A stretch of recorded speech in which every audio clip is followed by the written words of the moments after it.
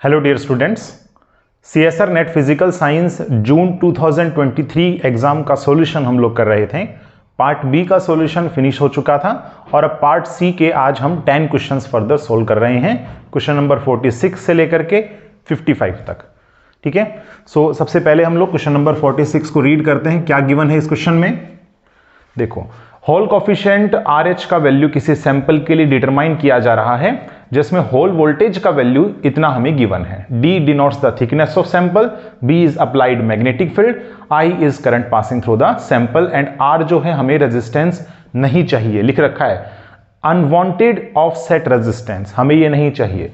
फिर कहता है कि एक लॉक इन डिटेक्शन टेक्निक का इस्तेमाल किया जा रहा है जिसमें I जो है करंट उसको कांस्टेंट लिया गया और अप्लाइड मैग्नेटिक फील्ड को मॉड्यूलेट कर दिया गया। B is equal to B naught sine omega T. B naught यहां एम्पलीट्यूड है मैग्नेटिक फील्ड का और ओमेगा जो है वो रेफरेंस सिग्नल की फ्रीक्वेंसी है। Now you have to calculate what is the measured value of this whole voltage. देखो क्वेश्चन जो है ना वो ज्यादा मुश्किल नहीं है। VH इज इक्वल टू हमारे पास गिवन है RH BI divide by D and plus में हो जाएगा RI। ठीक है, this is the value of whole voltage which is given to you. ये हमारे पास ऑफसेट रेजिस्टेंस है जो हमें नहीं चाहिए, अनवांटेड है ये। तो इसके लिए क्या किया गया? लॉक इन टेक्निक का इस्तेमाल किया गया। तो पहले तो स्टूडेंट को पता होना चाहिए कि लॉक इन टेक्निक होता क्या है। ठीक है,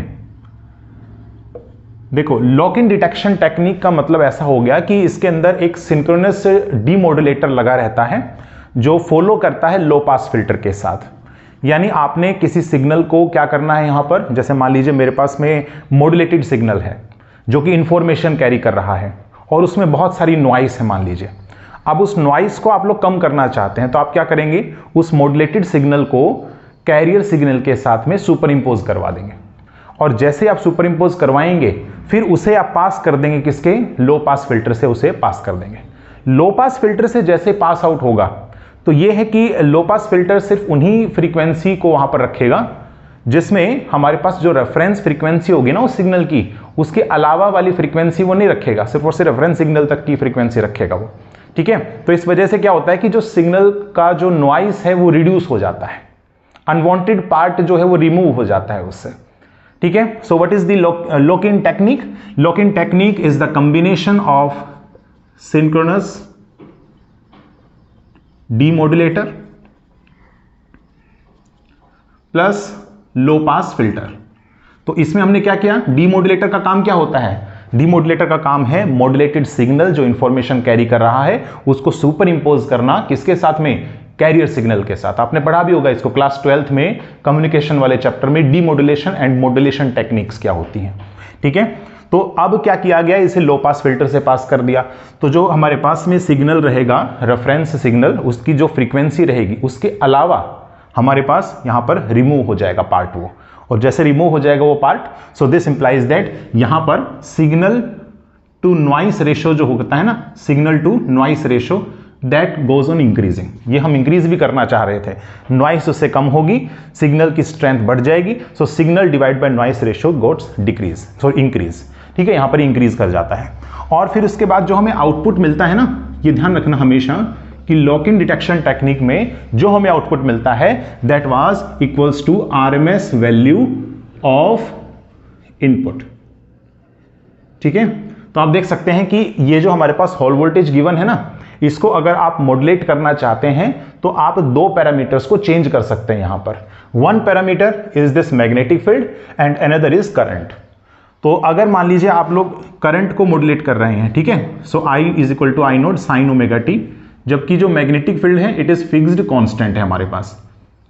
तो जो आउटपुट मुझे मिलेगा ना, that output should equal to, यहां हमारे पास हो जाएगा इसका RMS वैल्यू। आप I का जो है ना RMS वैल्यू कंसीडर करेंगे, so that means I naught by root 2 जो कि दोनों में से कॉमन आएगा and I am getting RH B divide by D and plus में हो जाएगा यहां से R।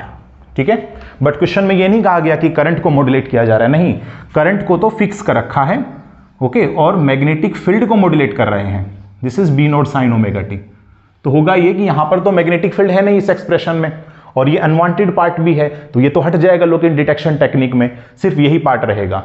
तो जो बी है ना हमारे पास, इसका RMS वैल्यू आप देख लो कितना है, बी नोट बाय रूट 2 है ना, बी नोट बाय रूट 2 है ना, तो हमारे पास हो जाएगा, दिस इंप्लाइज दैट V का जो वैल्यू रहेगा आफ्टर मतलब आउटपुट है, ठीक है, after lock in detection technique I get the answer should be RH and B naught by √2 multiply with this I and divide by D।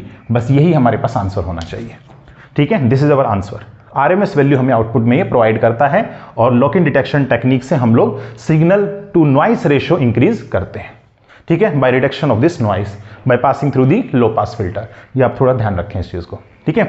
अगर ये question पूछा गया है तो हो सकता है कभी ये वाला क्वेश्चन भी पूछ ले, तो ये भी आपको पता रहना चाहिए इस प्रकार से अगर करंट को मॉड्यूलेट किया जा रहा है। सो दिस वाज द आंसर, ठीक है। देखिए नेक्स्ट है 47 नंबर क्वेश्चन। इसमें गिवन है कि एक सर्किट है जिसमें 4 सिलिकॉन डायोड्स का इस्तेमाल किया गया है, 4 कैपेसिटर्स हैं and they are connected to a sinusoidal voltage source जिसका एम्पलीट्यूड 0.7 वोल्ट से अधिक है और फ्रीक्वेंसी 1 किलोहर्ट्ज है। आल्सो हम ये भी गिवन है कि जो नी वोल्टेज है for the each of diodes this is 0.7 volt और रेजिस्टेंस कैपेसिटर के अक्रॉस नेग्लेजिबल है। DC output voltage after 2 seconds कितना होगा। देखो इस सर्किट को ना थोड़ा सा अगर आप रीड्रॉ करेंगे तो मेरे पास इस प्रकार का सर्किट आपको गिवन है। दिस इज इनपुट, ठीक है, और इसके बाद यहां लगा हुआ है कैपेसिटर, यहां पर है हमारे पास में डायोड, ठीक है। सो देखो ये हमारे पास वोल्टेज मल्टीप्लायर सर्किट है। वोल्टेज मल्टीप्लायर में क्या होता है कि जैसे जितने कैपेसिटर्स लगे होते हैं ना, जैसे पहला कैपेसिटर डायोड है, फिर दूसरा कैपेसिटर डायोड है, तो जितने हमें ये कॉम्बिनेशन मिलते चले जाएंगे ना, आपका आउटपुट जो है इनपुट वोल्टेज के मुकाबले उतना गुना बढ़ता चला जाएगा, ठीक है, उतना मल्टीप्लाई होता चला जाएगा। तो ऑब्वियसली इस बात है कि यहाँ पर जो हमारा आंसर है वो 4 टाइम्स आएगा, बट थोड़ा सा इसका वर्किंग आप जरूर समझें, है ना, कैसे वर्क कर रहा है ये। सो this is example of the voltage multiplier circuit. और क्योंकि यहाँ पर 4 हमारे पास कैपेसिटर और 4 डायोड लगे हैं ना, तो इसको बोलते हैं वोल्टेज क्वाड्रुपलर, ठीक है। अब इसका वर्किंग देखते हैं कैसे वर्क करेगा। तो देखो वर्किंग समझने के लिए आप एक एक जो है ना यहाँ पर उठाइए, जैसे कि ये वाला आप लोग उठाइए कि यहाँ से कैपेसिटर जो C1 है ना, वो हमारे पास कितना उसके अक्रॉस वोल्टेज आपको अपीयर होगा, ठीक है। सो ये पहला आपके केस में रहेगा। फिर दूसरे कैपेसिटर के अक्रॉस देखिए वोल्टेज कितना अपीयर होगा, फिर तीसरे के अक्रॉस देखिए, और फिर C4 के अक्रॉस देखिए जो हमें आउटपुट मिलने वाला है, ठीक है। तो एक बार एक काम करते हैं, सिर्फ और सिर्फ इतना पार्ट हम लोग देखते हैं कि वोल्टेज C1 के अक्रॉस कितना है। तो मान लीजिए पॉजिटिव हाफ साइकिल आ रही है, तो पॉजिटिव हाफ साइकिल अगर होगी, सो this was positive and this was negative, तो ये जो डायोड D1 है दिस बिकम्स रिवर्स बायस, ये रिवर्स बायस हो जाएगा। और अगर ये रिवर्स बायस हो गया इसका मतलब ये कैपेसिटर C1 चार्ज नहीं होगा, और ये कैपेसिटर चार्ज नहीं होगा तो हमारे कोई काम का नहीं है। नेगेटिव हाफ साइकिल की तरफ चलते हैं। देखो नेगेटिव हाफ साइकिल में क्या होगा कि यहां पर नेगेटिव और यहां पर positive, so this means D1 हमारा फॉरवर्ड बायस हो गया। और अगर ये फॉरवर्ड बायस हुआ तो देखो क्वेश्चन में दे रखा था कि नी वोल्टेज का वैल्यू 0.7 वोल्ट है। सो दैट मीन्स कि इसके अक्रॉस जो वोल्टेज अपीयर होगा या वोल्टेज ड्रॉप होगा that is equal to 0.7 volt, ठीक है। तो 0.7 वोल्ट की बैटरी से हम इसको रिप्लेस कर देंगे in the forward biasing case, ठीक है। तो नेगेटिव हाफ साइकिल के दौरान इस सर्किट को अगर हम बनाएंगे तो मेरे पास किस प्रकार का दिखेगा। देखो नेगेटिव हाफ साइकिल में है ना, तो यहां पर नेगेटिव अपीयर हो रहा है, देन पॉजिटिव अपीयर हो रहा है, और फिर इसके बाद यहां पर कैपेसिटर है, फिर यहां इसको हमने रिप्लेस करना है तो हमने इसको रिप्लेस कर दिया, ठीक है। और ये इस प्रकार से, ठीक है। अच्छा अब देखो यहां पर कैपेसिटर C1 है, यहां पर 0.7 वोल्ट है and this is the input voltage. तो अगर वोल्टेज अक्रॉस कैपेसिटर C1 निकालना चाहेंगे then you apply the KVL। So KVL हम लोग यहां से अप्लाई करते हैं। सो देखो KVL देखेंगे तो हमारे पास आएगा प्लस का Vin प्लस का voltage across capacitor C1 and then minus का 0.7 दिस इज इक्वल टू 0, ठीक है। तो ये KVL आप लोग अडॉप्ट करें। यहाँ पर KVL कैसे लगाया जाता है कि जैसे आप लोग कोई भी करंट का डायरेक्शन चाहे ऐसे मान सकते हैं चाहे ऐसे मान सकते हैं, ठीक है। तो अभी के लिए मैं ऐसे अगर मानता हूँ ना तो बैटरी का Vin का पहले वैल्यू पॉजिटिव आ रहा है आपका, जैसे आप इस प्रकार से चलेंगे ना तो पहले वैल्यू क्या आ रहा है पॉजिटिव, तो प्लस का Vin, फिर वोल्टेज अक्रॉस कैपेसिटर C1, फिर उसके बाद क्या आ रहा है पहले नेगेटिव आ रहा है ना, ऐसे चल रहे हैं तो माइनस का 0.7 दिस इज इक्वल टू 0, ठीक है। तो यहाँ से VC1 का वैल्यू आ जाता है 0.7 एंड माइनस का Vin, ये मेरे पास आ गया। तो ये वैल्यू आपको यहाँ पर अपीयर होगी, मतलब इसके अक्रॉस आपको ये वोल्टेज दिखेगी, ठीक है। चलिए नेक्स्ट हम लोग बात करते हैं, अगर हम ये दूसरा वाला जो है ना डायोड कैपेसिटर इसे अगर हम लोग कंसिडर कर लें इसके साथ साथ तो क्या होगा। देन हम ऐसा देखेंगे यहाँ पर कि during the positive half cycle, जैसे पॉजिटिव हुआ फिर नेगेटिव हुआ फिर पॉजिटिव आएगा ना आपके सामने, तो पॉजिटिव हाफ साइकिल के दौरान पॉजिटिव हाफ साइकिल के दौरान अब यहां पॉजिटिव, ठीक है, यहां पर नेगेटिव, सिमिलरली यहां पॉजिटिव, यहां पर नेगेटिव। अब इन दोनों का आप एक साथ कंसिडर कर रहे हैं, ठीक है। तो अब क्या होगा, देखो ये वाला जो डायोड D1 है ये तो रिवर्स बायस हो गया, तो इसे आप ओपन कर सकते हैं, लेकिन जो डायोड D2 है ये हमारे पास फॉरवर्ड बायस हो गया, तो इसे आप रिप्लेस कर देंगे बाय ए बैटरी जिसका वोल्टेज कितना है 0.7 वोल्ट। तो रीड्रॉ दिस सर्किट, तो हमारे पास हो जाएगा, देखो पॉजिटिव हाफ साइकिल की बात कर रहे हैं, ठीक है, तो पॉजिटिव नेगेटिव, फिर हमारे पास आ जाएगा यहाँ पर कैपेसिटर C1, इसे ओपन कर दिया हमने D1 को, ठीक है, एंड देन इसको रिप्लेस कर दिया हमने बैटरी से 0.7 volt, this is V in, और यहां हमारे पास लगा हुआ है कैपेसिटर C2, ठीक है।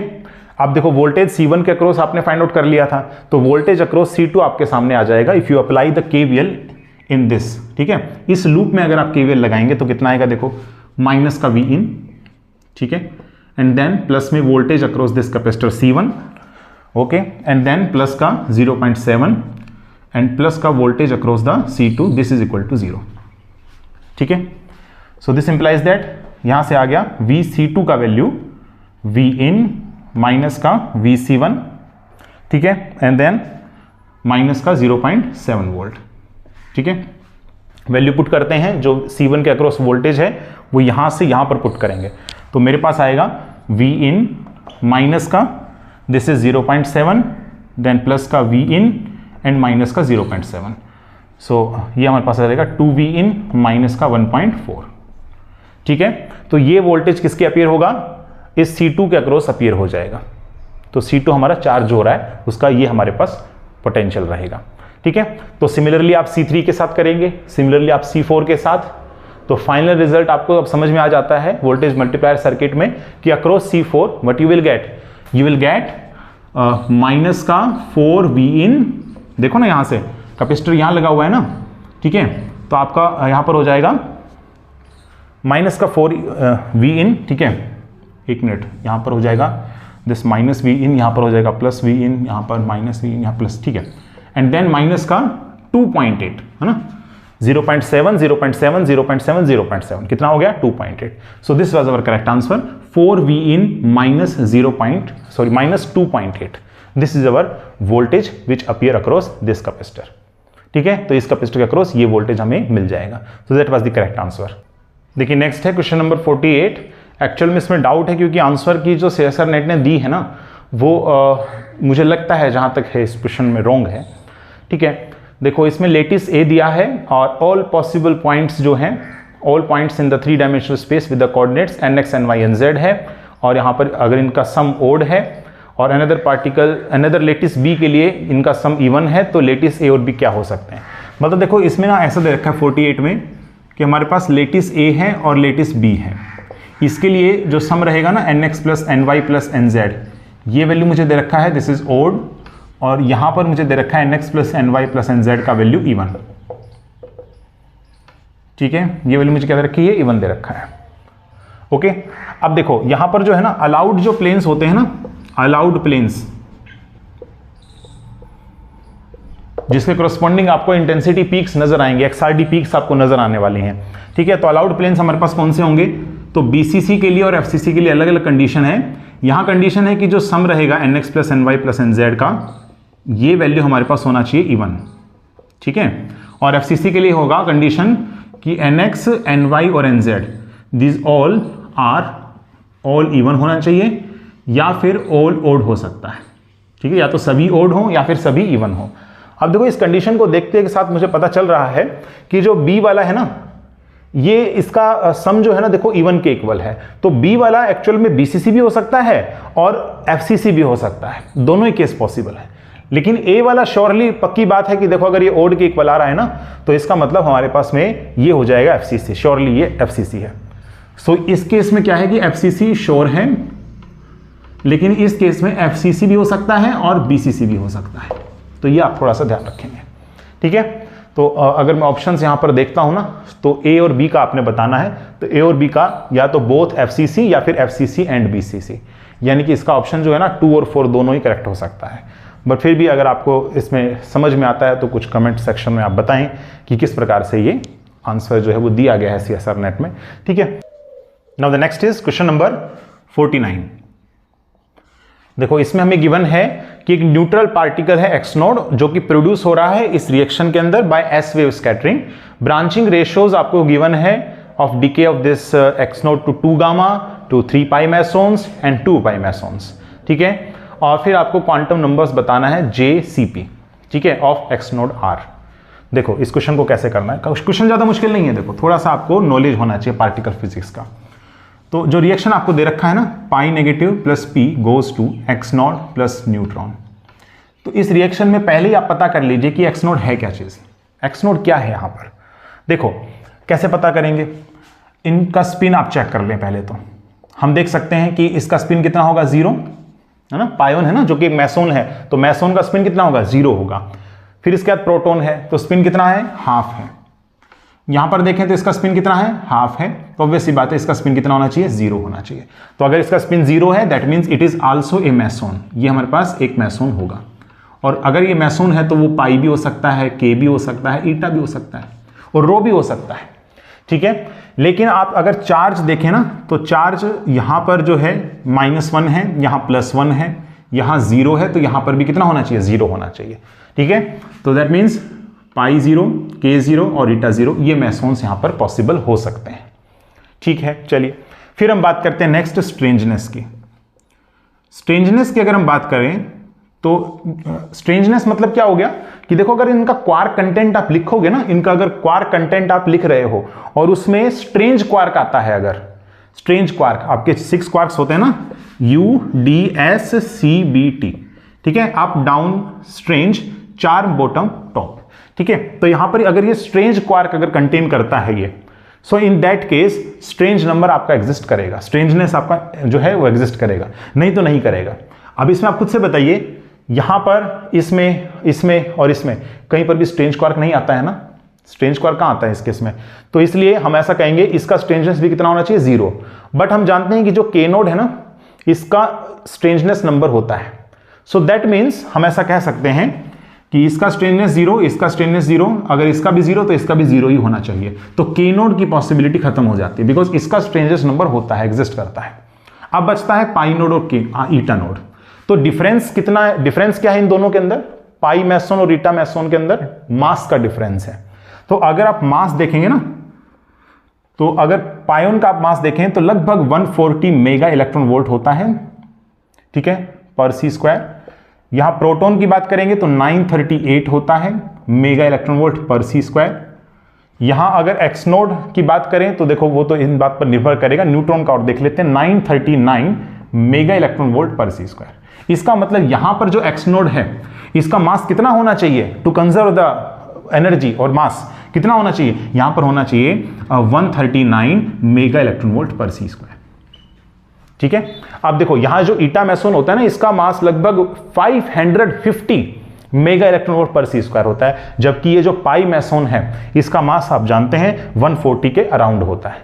तो इसका मतलब ये भी पॉसिबल चांस नहीं है। तो मुझे पता चल चुका है कि एक्स नोड जो हमारे पास पार्टिकल है ये हमारे पास क्या होगा, पाई नोड होगा, ठीक है। अब जैसा कि क्वेश्चन में गिवन है कि ये एक्स नोड डिके कर रहा है 2 गामा में या फिर 3 पाई मैसोन्स के अंदर या फिर 2 पाई मैसोन्स, ठीक है। 2 पाई मैसोन्स जैसे कि पाई प्लस पाई माइनस, इसके अंदर डिके कर गया, ये डिके कर रहा है तो that means pi plus pi minus pi 0 या फिर पाई 0 एंड पाई, मतलब इस प्रकार से डिके कर सकता है, ठीक है। तो ये डिके पॉसिबल चांसेस हैं। तो अब आपसे ये पूछने लग रहा है कि जो हमारे पास एंगुलर मोमेंटम है और उसके ऊपर लगा रखा है सीपी, सीपी का मतलब क्या हो गया, charge conjugation and parity. C denotes charge conjugation और P denotes the parity. Charge conjugation क्या होता है, अगर चार्ज कंजुगेशन आपने किसी पार्टिकल पर आपने ऑपरेट कर दिया ना, सो दैट मींस आपको क्या मिलने वाला है, एंटी पार्टिकल मिलने वाला है, ठीक है। चार्ज कंजुगेशन का ये मीनिंग होता है।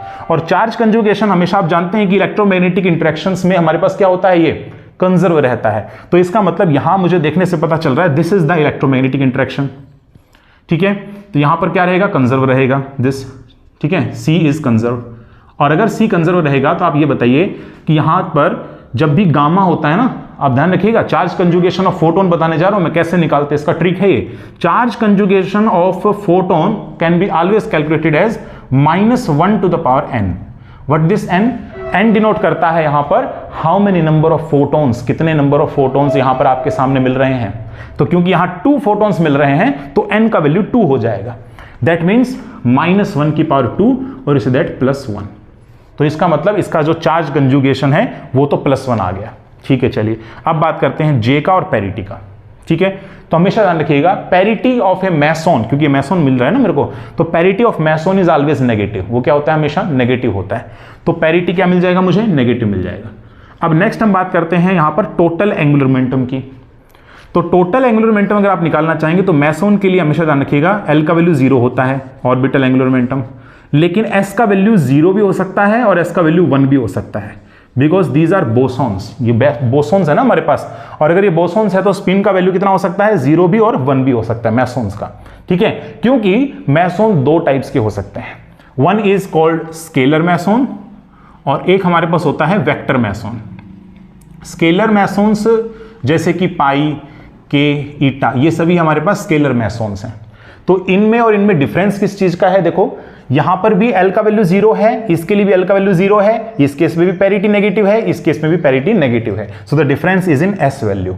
यहां पर जो S का वैल्यू होता है दैट इज एक्चुअली 0, और यहां जो S का वैल्यू होता है that is equal to 1। Vector meson का एग्जांपल है रो मैसोन्स।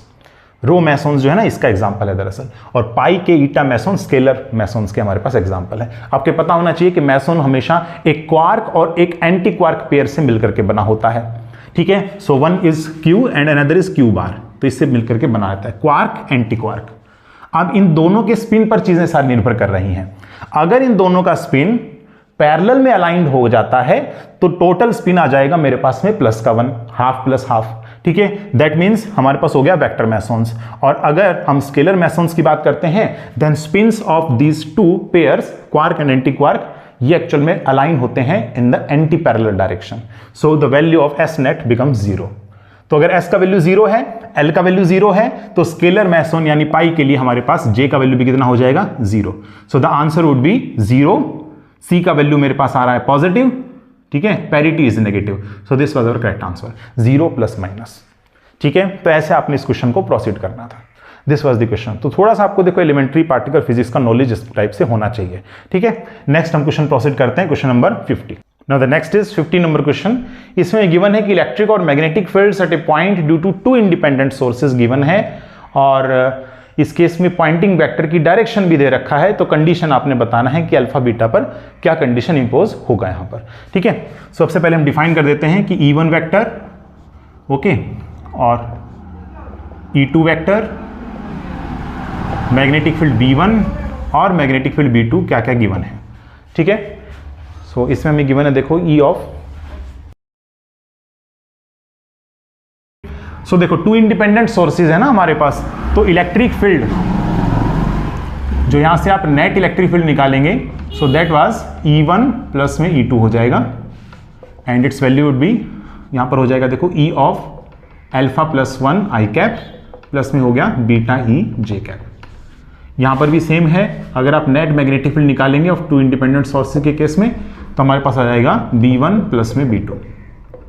ठीक है, तो दोनों को ऐड करेंगे तो मेरे पास आएगा माइनस का B K कैप। ओके, और आप जानते हैं कि जो S वेक्टर है पॉइंटिंग वेक्टर, इसका फॉर्मूला कितना होता है, इसका फॉर्मूला होता है E cross H vector, E cross H। आप देख रहे हैं पॉइंटिंग वेक्टर में 5 मार्क्स का क्वेश्चन पूछा गया है, और पॉइंटिंग वेक्टर पर ही बेस्ड 3.5 मार्क्स में क्वेश्चन पूछा गया है। ठीक है, तो इस बार दोनों जो क्वेश्चंस आए हैं इलेक्ट्रोमैग्नेटिक में वो देखो पॉइंटिंग वेक्टर पर बेस्ड है। ठीक है, now this comes out to be E cross B divide by mu naught, so 1 by mu naught, और ये B और ये जो E है ना ये कांस्टेंट पहली बार आ जाएंगे, तो मेरे पास हो जाएगा I cap J cap K cap. Electric field के कंपोनेंट्स लिखेंगे तो अल्फा +1 देन बीटा यहाँ पर 0 है। ठीक है, फिर इसके बाद मैग्नेटिक फील्ड के कंपोनेंट तो 0 0 और -1। ठीक है, और यहाँ पर जो है ना इसका वैल्यू हम लोग कैलकुलेट करते हैं, तो beta E by mu naught हो गया। आई कैप कंपोनेंट देखें कितना आएगा, so I cap component would be minus beta. ठीक है, फिर इसके बाद minus J cap component, so J cap component आ रहा है माइनस अल्फा -1। ठीक है, और के कैप कंपोनेंट ये हमारे पास 0 हो जाएगा। चलिए, अब ये जो हमारे पास डायरेक्शन है ना, that direction is given to you I cap plus J cap.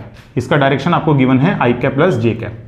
So this means यहां से ये होगा कि जो बीटा ई और ठीक है BE minus beta divide by mu not, इसका मैग्नीट्यूड 1 के इक्वल है। और साथ ही साथ यहाँ पर अगर हम देखें तो ये वैल्यू हमारे पास आ रही है beta E divide by mu not, ठीक है, and this is alpha plus 1, और ये वैल्यू हमारे पास है 1 के इक्वल। तो एक काम करते हैं ना, दोनों को हम लोग डिवाइड कर देते हैं, ठीक है। तो दोनों को डिवाइड करेंगे तो मेरे पास आएगा minus beta divide by alpha plus 1 is equal to 1 हो गया। So alpha plus 1 is equal to minus beta, और इससे that alpha plus beta plus 1 is equal to 0। तो बस यही रिलेशन हमसे जो पूछा गया था अल्फा बीटा के बीच में। So this was our correct answer, alpha plus beta plus 1 is equal to 0। This means option number 1 is correct answer. Now the next question है हमारे पास में, हमारे पास ट्रांसफॉर्मेशन गिवन है, ठीक है। सो ट्रांसफॉर्मेशन कुछ इस प्रकार से है कि कैपिटल X का वैल्यू आप लोगों को दे रखा है। एक काम करते हैं, कंफ्यूजन ना हो ना, इस वजह से हम स्मॉल x को स्मॉल q और कैपिटल X को कैपिटल Q जो है वो हम मान करके चलेंगे। तो आप देखिए ट्रांसफॉर्मेशन आपको गिवन है, capital Q is equal to alpha P divide by Q, ठीक है, alpha P divide by Q है, ओके। और फिर हमें नेक्स्ट गिवन है P का value beta Q square. So P का वैल्यू है बीटा Q स्क्वायर। अब इस क्वेश्चन में पूछा जा रहा है कि अगर ये conjugate pairs of coordinate and its momentum to be canonical हैं तो आपको कंडीशन बतानी है कांस्टेंट्स के बीच में क्या होगी, अल्फा बीटा के बीच में क्या कंडीशन यहां पर इंपोज करेंगे। सो देखो for canonical transformation we know यहां से QP this should equal to 1। Now this implies that del Q by del Q del P by del P ये हमारे पास हो जाएगा, ठीक है, this should equal to 1। Q के रेस्पेक्ट में यहां पर देखें कितना आएगा, alpha P and then minus 1 by Q square, ठीक है। फिर हम लोग P का करेंगे with respect to small p, तो प्रेजेंट ही नहीं है तो 0 हो जाएगा। माइनस में फिर P के रेस्पेक्ट में करेंगे तो अल्फा बाई Q हो गया, एंड देन इसको हम करेंगे Q के रेस्पेक्ट में डिफरेंशिएशन, तो मेरे पास आएगा 2 बीटा Q, ठीक है, 2 beta Q this is equal to 1, okay. ये तो 0 हो गया कंप्लीट, यहां से Q से ये Q कैंसिल आउट हो गया। So alpha beta is equal to कितना आ गया, माइनस का हाफ। तो बस यही रिलेशन होना चाहिए, alpha beta is equal to minus का हाफ। और यू से दैट यहां से ऐसा भी हो सकता है कि alpha beta plus half is equal to 0, ऐसा भी यहां से लिखा जा सकता है, ठीक है। तो alpha beta plus half is equal to 0, ठीक है। एलसीएम भी ले रखा है, देखो इसके अंदर एलसीएम भी ले लेते हैं। So 2 alpha beta plus 1 is equal to 0, ठीक है। तो अब ऑप्शन मैच कर रहा है ऑप्शन नंबर 3, ठीक है, 1 plus 2 alpha beta is equal to 0। This is the condition relation between the alpha and beta such that this transformation should be canonical. Now next is 52 number question, ठीक है। देखो इसमें ना गिवन है हमें एक system of 2 identical masses and they are connected by identical springs as shown in the figure that oscillates along the vertical direction. You have to find out what is the ratio of the frequencies of the normal modes. तो figure कुछ इस प्रकार का given है आपको, ठीक है, 2 spring 2 block system है, ठीक है। तो इसका मास भी m है, इसका मास भी m है, यहां हमारे पास k है और यहां पर भी स्प्रिंग कांस्टेंट k है, ठीक है। ये हमारे पास में गिवन है। अब देखो जैसे वर्टिकल डिस्प्लेस करेंगे ना हम इसको, तो मान के चलते हैं कि ब्लॉक डिस्प्लेस हुआ x1 पोजीशन, x1 डिस्प्लेसमेंट है इसके अंदर, और इसके अंदर डिस्प्लेस हुआ x2, ठीक है। ये अलग अलग डिस्प्लेसमेंट होगा। तो अब सबसे पहले हम डिफाइन करेंगे यहां पर लैग्रेंजियन का वैल्यू, क्योंकि नॉर्मल मोड फ्रीक्वेंसी कैलकुलेट करने के लिए कंडीशन ये है कि आप पहले लैग्रेंजियन डिफाइन कर लें, या फिर आप एक काम कर सकते हैं काइनेटिक और पोटेंशियल एनर्जी अलग अलग लिख करके उनके कोरस्पॉन्डिंग देख लें कि मैट्रिक्स क्या रही है, और फिर आप ये वाली कंडीशन इंपोज कर दें that v minus omega square t is equal to 0। तो ये कंडीशन है to find out the normal mode frequencies, ठीक है। तो देखो यहां से काइनेटिक एनर्जी सबसे पहले लिखते हैं, तो कितना होगा हाफ m, ठीक है, और x1 डॉट स्क्वायर है ना, ये कितना डिस्प्लेस हुआ x1, फिर यहां पर ये देखें तो हाफ m और यहां हो जाएगा x2 dot square. Next is potential energy. तो पोटेंशियल एनर्जी अगर हम इसका लिख रहे हैं तो स्प्रिंग का लिखना पड़ेगा potential energy, so that was half and this is k। अब देखो ये डिस्प्लेस कितना हुआ, तो डिस्प्लेसमेंट अगर हम देखेंगे ना फाइनल केस में, तो देखो x1 डिस्प्लेस हुआ इस डायरेक्शन में, तो ये मतलब कि ये जो एंड है ना, ये वाला एंड, ये x1 डिस्प्लेस हुआ है, जबकि ये वाला एंड है ना, ये फिक्स्ड है दरअसल यहाँ पे। तो जो नेट डिस्प्लेसमेंट होगा ना इस स्प्रिंग के अंदर दैट वाज x1 माइनस 0, ठीक है। तो एंड टू एंड हम लोग चेक करते हैं डिस्प्लेसमेंट, तो x1 माइनस 0 का स्क्वायर, फिर प्लस में यहां पर देखेंगे तो हाफ m हाफ k और देखो इस एंड पर कितना है डिस्प्लेसमेंट x1, इस एंड पर कितना है x2, तो फाइनल माइनस इनिशियल मेरे पास हो जाएगा x2 माइनस x1। तो इस स्प्रिंग में कितना नेट डिस्प्लेसमेंट हुआ है, net displacement would be final minus initial x2 minus x1। ठीक है, तो मेरे पास हो जाएगा x2 माइनस x1 का होल स्क्वायर। ठीक है, तो देखो यहां से जो है ना काइनेटिक एनर्जी का तो मैट्रिक्स डायरेक्ट आप लोग लिख ही सकते हैं। आप देख सकते हैं यहां पे कितना आ रहा है m/2 0 0 m/2। ठीक है, फिर हम बात करते हैं, इसको हम सोल्व करेंगे तो मेरे पास आएगा देखो हाफ के x1 स्क्वायर प्लस में हाफ के x2 स्क्वायर, ठीक है, प्लस में हाफ के x1 square and then minus में हो जाएगा यहां से के x1 x2। ठीक है, ये दोनों टर्म्स ऐड हो सकती हैं तो मेरे पास आएगा के x1 स्क्वायर प्लस में यहां पर हो जाएगा हाफ के x2 स्क्वायर। और आपको पता रहना चाहिए कि जो टर्म ऐसी होती है ना x1 x2, तो उसको हम रिप्लेस कर देते हैं किससे, x1 x2 plus x2 x1 divide by 2 से। ठीक है, तो हम इसको लिख सकते हैं माइनस का के x1 x2 divide by 2 and minus में हो जाएगा के x2 x1 डिवाइड बाय 2। और अब हम लिख सकते हैं यहां से v matrix. So the v matrix comes out to be x1 square का यहां लिखेंगे तो k आ रहा है, x2 स्क्वायर का यहां लिखेंगे, ठीक है, जो फैक्टर इसके साथ मल्टीप्लाई है दिस इज हाफ के, यहां पर हो जाएगा माइनस के बाय 2 और यहां पर हो जाएगा माइनस के बाय 2। अब एक काम आप ये कर सकते हैं कि सिंप्लिसिटी के लिए k का वैल्यू और m का वैल्यू आप 1 अज्यूम कर लें तो कैलकुलेशन आपकी इजी होगी, नहीं तो m के में ही कंफ्यूज रहोगे, है ना, जब आइगन वैल्यू फाइंड आउट करोगे उस समय पे। तो लेट कर लो, let m is equal to k is equal to 1 और ये वाली कंडीशन इंपोज कर दो। ठीक है, तो ये वाली कंडीशन इंपोज करेंगे तो मेरे पास कितना आएगा, देखो v minus omega square T, तो मेरे पास यहां से आ रहा है 1 बन जाता है। ठीक है ना, m और k देखो 1 बना लो, तो 1 माइनस में हाफ ओमेगा स्क्वायर, बताओ आएगा कि नहीं आएगा भाई, v minus omega square T निकाल रहे हैं तो ये तो 1 हो गया और ये कितना हो गया हाफ। ठीक है, मल्टीप्लाई किससे करना है, ओमेगा स्क्वायर से, तो बस इसको सब्ट्रैक्ट कर दो तो 1 माइनस में हाफ ओमेगा स्क्वायर, तो वही तो लिखा है मैंने। नेक्स्ट बताइए, नेक्स्ट होगा माइनस हाफ एंड माइनस का ये तो 0 ही हो गया आगे। ठीक है, माइनस हाफ माइनस का वो 0 है। इधर भी देखो यहां पर हो जाएगा माइनस हाफ फिर 0। ठीक है, यहां पर देखें तो यहां हो जाएगा देखो हाफ एंड माइनस में यहां हो जाएगा हाफ ओमेगा स्क्वायर। ठीक है, और इसका determinant this is equal to 0। ठीक है, तो इसका डिटर्मिनेंट 0 करना है तो देखते हैं क्या मिलेगा यहां से। Now this implies that this comes out to be 1 minus half omega square multiply with this one half minus half omega square and then minus का हो गया 1/4 दिस इज इक्वल टू 0। बताओ ये आएगा कि नहीं, है ना, माइनस का 1/4 डिटरमिनेंट हो गया इसका and determinant should equal to 0। अब बस यहाँ से कुछ नहीं करना, ओमेगा की वैल्यू आपने कैलकुलेट करनी है। तो एक काम करेंगे, यहाँ से इसको अंदर मल्टीप्लाई करते हैं तो देखते हैं क्वाड्रेटिक इक्वेशन बनती है हमेशा, तो क्वाड्रेटिक इक्वेशन यहाँ पर बनेगी तो उसे आप सोल्व करेंगे। सो देखो यहाँ से आएगा, अगर आप मल्टीप्लाई करते हैं now this implies that 1/2 minus 1/2 omega square and यहाँ से होगा माइनस का 1/4 ओमेगा स्क्वायर प्लस में 1/4 omega to the power 4 minus का 1/4 इज इक्वल टू 0। 4 एलसीएम लेकर के उसको उस साइड भेज देंगे तो मेरे पास आएगा यहां से 2 माइनस में 2 ओमेगा स्क्वायर माइनस का omega square plus omega to the power 4 and -1 this is equal to 0। ठीक है, ना omega to the power 4 minus का 3 ओमेगा स्क्वायर एंड प्लस का 1 इज इक्वल टू 0। ये हमारे पास बन रहा है quadratic equation, this is quadratic equation in omega square. ठीक है, तो अब यहां पर जो है ना ओमेगा स्क्वायर रूट्स आप लोग फाइंड आउट कर लेंगे, -b plus minus root of b square minus का 4ac divide by 2a that means 3 plus minus root 5 divide by 2। ये ओमेगा स्क्वायर आया है, तो अगर हम यहां से ओमेगा प्लस और ओमेगा माइनस सोल्व करेंगे यानी लार्जेस्ट आइगन फ्रीक्वेंसी और smallest eigen frequency, so that gives me the value under root of 3 plus root 5 divide by 2 and another value is under root 3 minus root 5 divide by 2। तो क्योंकि मुझे यहाँ पर ratio निकालना है ना, तो रेशो मुझे निकालना है स्मॉलेस्ट टू लार्जेस्ट। देखो ना रेशो के चारों ऑप्शंस में हमें ऐसा ही गिवन है, so omega minus divide by omega plus, तो इसको इससे रेशो करना है ना, तो रूट टू ये तो कैंसिल आउट हो जाएगा। So what I get under root में 3 minus root 5 ratio under root में 3 प्लस में रूट 5, बस ये हमारे पास आंसर हो जाएगा। ठीक है ना, सो ऑप्शन नंबर जो ए है 1 है, that was the correct answer. Now the next question is 53.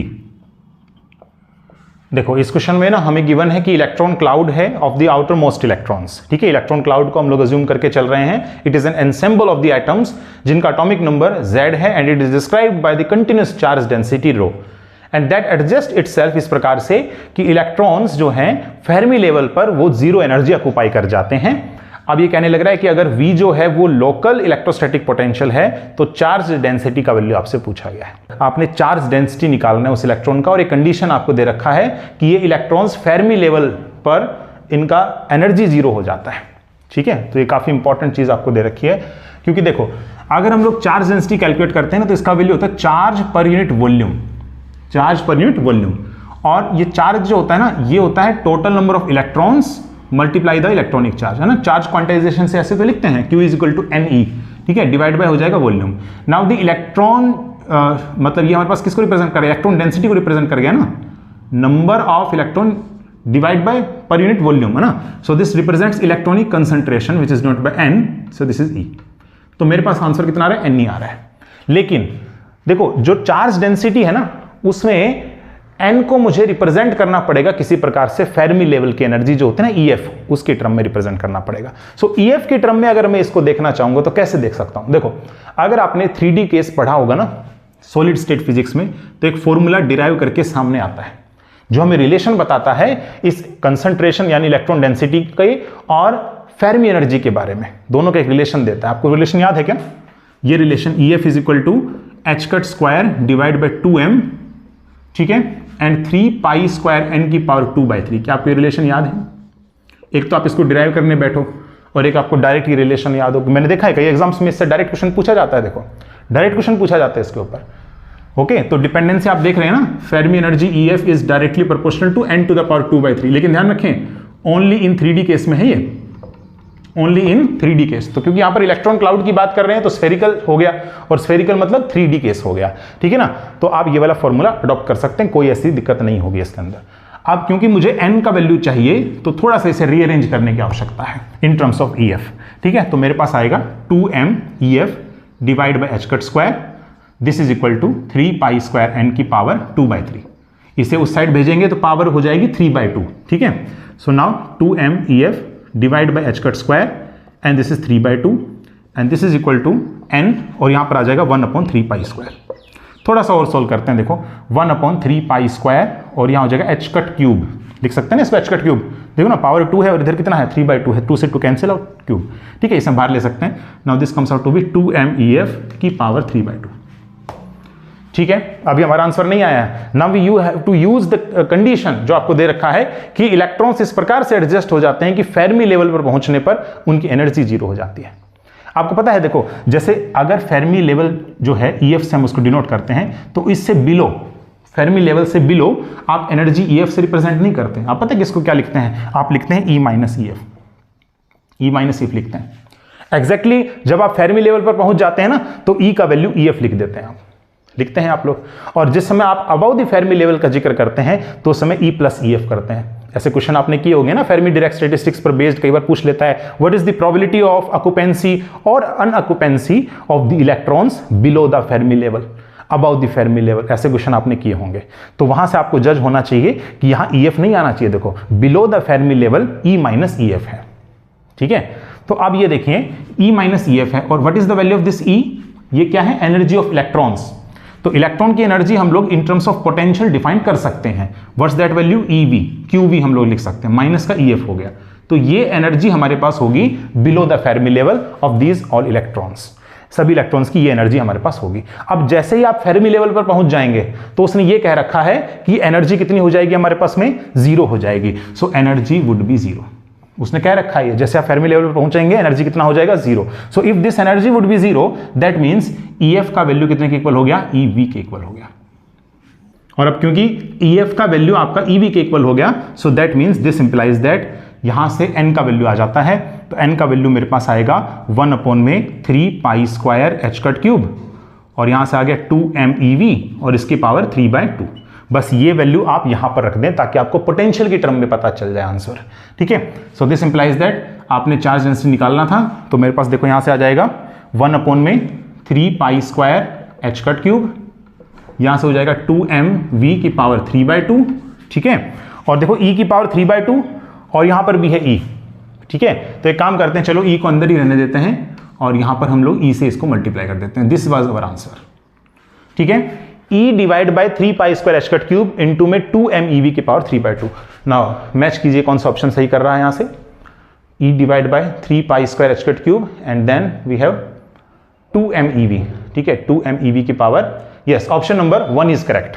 Option number 1 जो है वो यहां से करेक्ट हो जाता है। तो थोड़ा सा देखो ना आप, मतलब सोच सकते हैं, सोचने वाला क्वेश्चन था। देखो ne हो जाएगा हमारे पास रो का वैल्यू, ठीक है।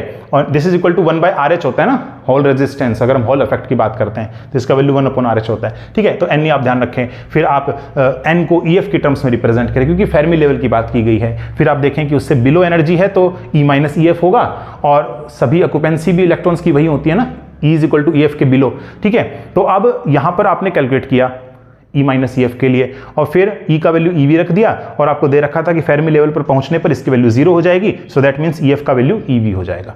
तो बस वो वैल्यू मैंने यहां रख दी, पोटेंशियल के टर्म्स में आ जाएगा आपका वैल्यू, ठीक है। तो this is how you can solve. Okay, next question is question number 54। The value of the integral -∞ to infinity, ऐसा गिवन है। देखो क्रोनिकल डेल्टा फंक्शन से ये क्वेश्चन रिलेट कर रहा था, -∞ टू इन्फिनिटी एंड dx 2 की power -mod(x) divide by pi and delta of sin x, ये हमारे पास में था, ठीक है। देखो आपने जस्ट फिजिक्स का मेरा अगर लेक्चर देखा है ना इस चैनल के ऊपर, डायरेक्ट डेल्टा फंक्शन, जो कि फर्स्ट ही हमारे पास में मैंने लेक्चर उसी के ऊपर डाल रखा है, ठीक है। तो आप समझिए कि डायरेक्ट डेल्टा फंक्शन से आप कोई क्वेश्चन छोड़ेंगे नहीं, ठीक है। इस प्रकार के जब भी आपको क्वेश्चन मिलेंगे ना तो आप आराम से कर लेंगे। तो वहां पर मैंने टेक्निक समझाया हुआ है कैसे आपने इन क्वेश्चंस को टैकल करना है, ठीक है। Just physics lecture number 1, direct delta function, ठीक है। तो अब यहां पर अगर हम देखें तो देखो this is our g of x, ठीक है। This is our g of x, और ये जो हमारे पास है this is f of x। Direct delta function में जो लिखा रहता है ना ब्रैकेट में, this is g of x and this is f of x। Now अगर हम इस क्वेश्चन को डील कर रहे हैं तो सबसे पहले आप ये काम करें कि g ऑफ x के रूट्स निकाल लें, ठीक है। तो स्टेप 1 में आपने करना है कि g of x is equal to 0 रखें और रूट्स निकाल लें, मतलब x का वैल्यू आप सोल्व करेंगे तो मेरे पास आएगा x का वैल्यू n पाई के इक्वल, ठीक है। जहां पर n का वैल्यू 0 +-1 +-2 इस प्रकार से चलता रहेगा। तो क्या यहां पर जो लिमिट लग रहा है ना, क्या वो उस लिमिट के अंदर ये सारी x की वैल्यूज आने लग रही हैं क्या? आप एक बार चेक कर लीजिए। x इज इक्वल टू है 0 ±π ±2π चलता रहेगा इस प्रकार से। तो यस, ये सारी की सारी वैल्यूज -∞ से इन्फिनिटी में लाई कर रही हैं।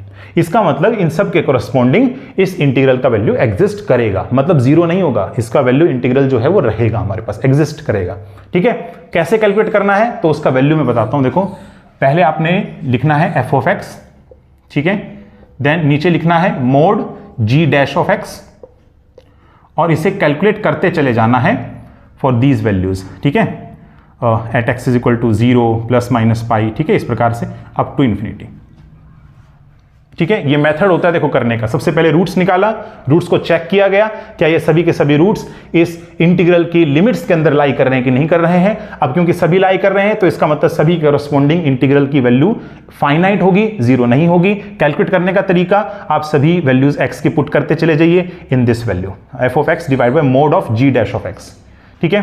तो मेरे पास कितना आएगा देखो यहां से f ऑफ x बताएं कितना है, 2 की power -mod x divide by pi है, और divide by g dash of x, यानी एक बार इसका डेरिवेटिव करेंगे ना तो sin x का कितना हो जाएगा cos x।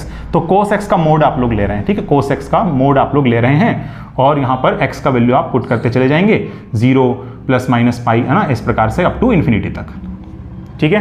तो सारी वैल्यूज एक बार पुट करते हैं, देखो कितना आएगा। दिस इंप्लाइज दैट पहले हम 0 पुट करेंगे, 0 पुट करने पर देखो 2 टू द पावर 0 हो गया विच इज 1, और 1 divide by cos 0 which is also 1, मतलब 1 ही हो गया मेरे पास। फिर प्लस में आप प्लस पुट करो पाई या -π पुट करो, आपको पता है मॉडुलस लेने पर वो वैल्यू सेम आ जाएगी, और जो cos π है या cos -π है तो वो वैल्यू -1 होगी या +1 होगी, मोड लेने पर वो भी बराबर आ जाएगी, सही है ना भाई। cos π का वैल्यू कितना होता है -1, मोड लेने पर कितना आ गया 1, और cos हमारे पास में -π लोगे तो उसका वैल्यू भी कितना होगा -1, मोड लेने पर +1 हो जाएगा। तो सारी वैल्यूज देखो पॉजिटिव में आएंगी, ठीक है। और वैल्यू क्या आएगी देखो, अगर पाई रखेंगे तो 2 टाइम्स इसलिए क्योंकि +π के लिए भी और -π के लिए भी इसलिए, ठीक है। 2 times of 2 to the power minus का यहां पर हो जाएगा पाई डिवाइड बाय पाई, और डिवाइड बाय 1 हो गया। cos π का मैग्नीट्यूड कितना होगा 1 ही होगा, ठीक है। प्लस में फिर नेक्स्ट 2 मल्टीप्लाई 2, क्योंकि प्लस माइनस 2 पाई के लिए लिख रहे हैं। नेक्स्ट हमारे पास क्या होगा, प्लस माइनस 2 पाई। ठीक है, तो प्लस में 2।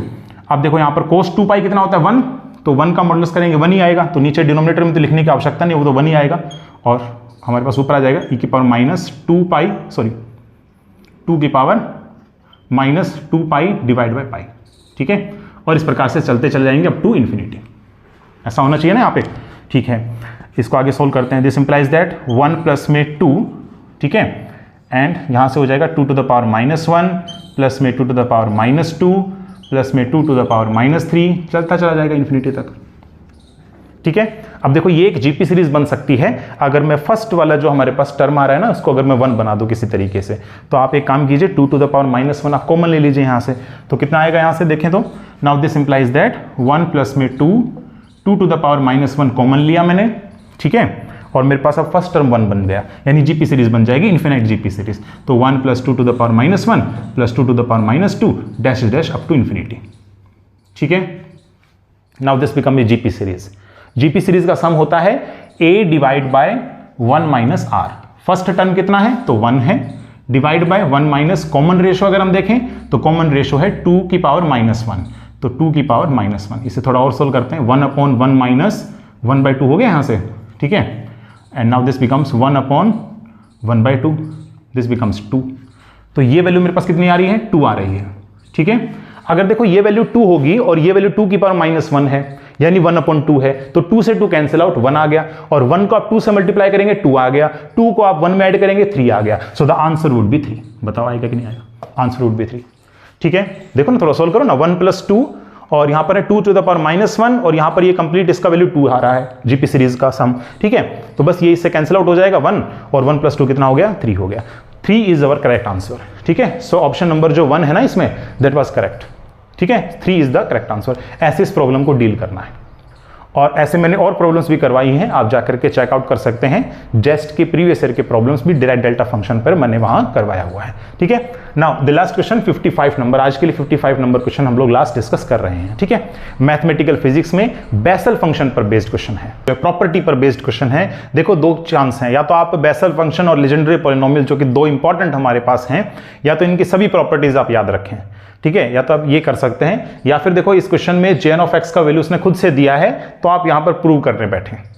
फिर आप ये विश्वास रखें कि जब आप मैथमेटिक्स पोर्शन कर रहे होंगे तो आपकी कैलकुलेशन में कोई गड़बड़ नहीं हो और टाइम की बचत भी हो जाए और हम इस क्वेश्चन को कर भी लें, तो फिर आप ऐसा विश्वास रखिए। ठीक है, या फिर आप जो प्रॉपर्टीज हैं, बेसल फंक्शन, लेजेंडरी पॉलिनोमियल, बार बार पूछता है देखो 5 मार्क्स के अंदर। ठीक है, तो वो आप प्रॉपर्टीज सारी याद रखिए उसके अंदर। ठीक है, तो अब देखो इस क्वेश्चन में ना हमसे पूछा जा रहा है कि d/dx ऑफ x की power minus n and jn of x, ये हमारे पास है। जहां पर jn ऑफ x उसने खुद से दे दिया, बेसल फंक्शन जो है उसका उसने खुद से दे दिया वैल्यू इन द क्वेश्चन, और ये वैल्यू आपने कैलकुलेट करनी है। तो एक काम करते हैं, यहां पर ये जो jn ऑफ x का वैल्यू है ना, वो यहां पर रख देते हैं। तो देखो कितना आएगा, d/dx एंड देन ये सब कुछ सेम रहेगा, -1 की power k divide by k factorial, n plus k का फैक्टोरियल, एंड देन x/2 की पावर हो जाएगा हमारे पास में 2k plus n and then x की पावर -n। ठीक है, ये मेरे पास आ गया। चलिए इसको हम ऐसा लिख सकते हैं, देखो -1 की power k divide by k factorial and then n plus k factorial, okay, 2 की पावर 2k प्लस n, और यहां से हो जाएगा x की power 2k plus n minus n, और इसका हमने लेना है डेरिवेटिव। ठीक है, तो इसका डेरिवेटिव आप ले लीजिएगा। तो ये तो इससे कैंसिल आउट हो गया, और x की पावर 2k का अगर डेरिवेटिव लेंगे, so that derivative term comes out to be 2k, ये आगे आ जाएगा, एक पावर सब्ट्रैक्ट होगी, तो x की पावर कितनी हो जाएगी, 2k माइनस 1 हो जाएगा। सही है ये चीज। ठीक है, चलो अब इसको हम आगे ऐसा लिख सकते हैं, -1 की पावर k, और देखो यहां से ना k से ये k कैंसिल आउट हो सकता है, इसको थोड़ा सा और आगे प्रोसीड करते हैं। हम लोग जानते हैं n फैक्टोरियल इक्वल टू कितना होता है, n of n minus 1 factorial. तो ये वाला टर्म इसको लिखा जा सकता है k of k minus 1 factorial, ताकि ये k उस k से कैंसिल आउट हो जाए। ठीक है, और यहां से आएगा देखो n प्लस k फैक्टोरियल, और यहां हो जाएगा 2 की power 2k plus n, and देखो यहां पर न्यूमरेटर में 2 है ना, तो यहां पर लिखेंगे -1। ठीक है ना, अगर देखो ये टर्म न्यूमरेटर में खुद से होती ना 2 ऑफ 2k प्लस n, तब तो यहां मैं उसको ऐड कर देता, पावर्स आर ऐड, बट क्योंकि ये डिवीजन में है तो पावर शुड बी सबट्रैक्ट, तो -1 हम लोग लिख देंगे यहाँ पे, ठीक है। एंड देन यहाँ पर हो जाएगा x की पावर 2k -1, सही है। और समेशन चल रहा है, देखो सब जगह समेशन में बार बार यूज नहीं करूंगा, समेशन चल रहा है सब जगह पे, ठीक है। अब आप एक बात बताइए, यहाँ पर ये जो k था ये तो चलो कैंसिल आउट हो जाएगा, लेकिन ये जो k -1 फैक्टोरियल है आप इसमें ये समझिए, क्योंकि जो हमारे पास समेशन है वो k पर चल रहा है, तो k = 0 से स्टार्ट है। अब अगर k का वैल्यू 0 हो जाता है तो -1 फैक्टोरियल हो गया, that means this value become 0। So if this value become 0 तो 1/0 इन्फिनिटी हो गया। तो हम ऐसा लिखेंगे कि if k tends to 0 then this whole term is, ये हमारे पास टर्म जो है ना कैपिटल F से रिप्रेजेंट कर देते हैं, मान लीजिए, then capital F tends to infinity, ठीक है, ये इन्फिनिटी को टेंड करेगा।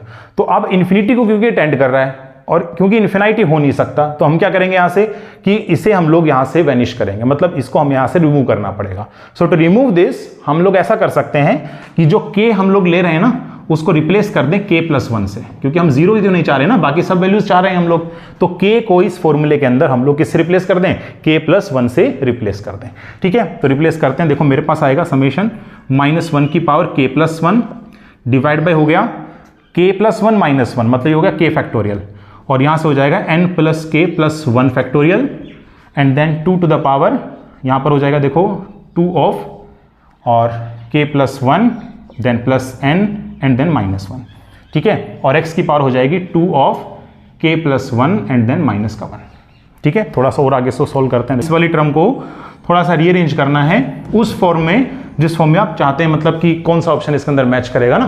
तो देखो ऑप्शंस में ना x की पावर -n भी आ रहा है और x की पावर -n+1 भी आ रहा है। तो आप ध्यान से देखेंगे तो यहाँ पर देखो ये माइनस साइन है ना, तो इसको ऐसा लिख सकते हैं हम लोग -1 की पावर k -1 डिवाइड बाय, यहाँ से हो जाएगा k फैक्टोरियल, यहाँ से हो रहा है n + k+1 फैक्टोरियल, ठीक है। थोड़ा रीअरेंज कर रहे हैं इसको हम लोग ना। यहाँ से आ रहा है x की पावर 2k एंड प्लस में यहाँ हो जाएगा 2 -1 और डिवाइड बाय हो गया 2 टू द पावर 2k+1, ठीक है, sorry 2k+2 and then plus का n एंड माइनस का 1। बताओ यार है कि नहीं, ठीक है। इसको थोड़ा सा और हम अरेंज करेंगे तो मेरे पास आएगा देखो -1 की पावर k, और एक काम कीजिए देखो आप लोग x की power -n divide by x की पावर -n, मतलब मल्टीप्लाई और डिवाइड कर दीजिए x की पावर -n से, ठीक है। तो देखो यहाँ पर आ जाएगा x की पावर -n और ये -1 है ना, इसको भी हम बाहर ले रहे हैं तो -x की पावर -n, ठीक है। तो ये भी मैंने बाहर ले लिया और ये भी मैंने बाहर ले लिया, ठीक है। तो अब क्या बचेगा -1 की power k divide by k factorial, यहाँ पर होगा n + k+1 का फैक्टोरियल, और अब यहाँ देखो कितना आएगा x की पावर 2k प्लस का 1 माइनस का n और डिवाइड बाय यहाँ सारा 2 to the power 2k plus का n और प्लस का 1। अब देखो ये दोनों पावर हमारे पास मैच कर गई ना, ये दोनों पावर मैच नहीं करती अगर हम लोग ये काम नहीं करते तो, ठीक है। ये दोनों पावर मैच करना चाहिए, तभी तो आप x/2 का होल पावर लिख सकते हैं, तभी तो आप कंपेयर करेंगे कि jn आ रहा है कि jn -1 आ रहा है कि jn+1 आ रहा है, ठीक है। तो ओके, तो अब इसको एक साथ लिख देते हैं, तो मेरे पास आएगा देखो दिस इंप्लाइज दैट -x की पावर -n, नाउ समेशन -1 की power k divide by k factorial and n + k+1 factorial, और यहाँ पर हो जाएगा x/2। थोड़ा सा आप यहाँ से भी जज कर सकते थे, देखो यहाँ पर कितना आ रहा है n + k, और यहाँ पर हमें बहुत पहले मिल चुका था n + k+1। सो ऑब्वियस सी बात है, यहाँ से हमें पता चला कि जो j है ना jn, that is corresponds to jn+1 here.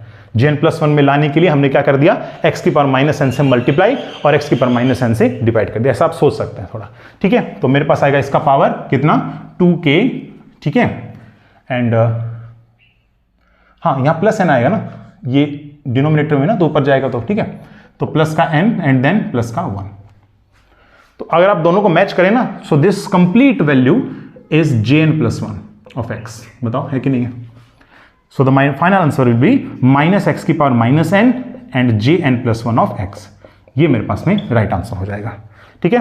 तो इस प्रकार से आप लोग जो है इसका ऑप्शन मैच करवा सकते हैं, this is our correct answer. तो अब आपको ये जो 10 क्वेश्चन है पार्ट सी के, ये आपको समझ में आए होंगे। नेक्स्ट पार्ट में हम लोग 56 से लेकर के 65 तक हम लोग क्वेश्चंस के सॉल्यूशन करेंगे। तो अगर आपको यहां तक लेक्चर समझ में आया है तो आप इस चैनल को सब्सक्राइब कर लीजिए, ताकि आने वाले जो नई वीडियोस हैं उनका नोटिफिकेशन आपको टाइम टू टाइम मिलता रहे, ठीक है।